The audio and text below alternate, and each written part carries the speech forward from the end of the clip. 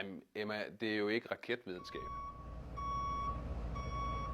Vent lige, så det her det er ikke raketvidenskab.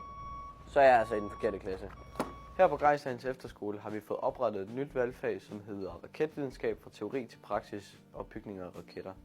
I dag der skal vi starte op med noget basisviden om brændstof.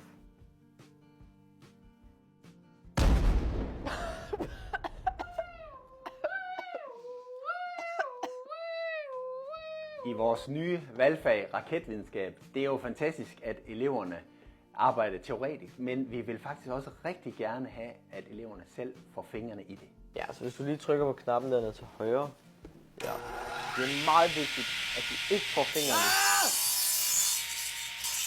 i min yndlingskittel. Prøv lige at se, hvor uheldige vi begge to er i dag. Min kittel og din finger. Hvor skal den her være henne? Den skulle sådan set have været på i starten. Men prøv bare at kravle derop og sætte den.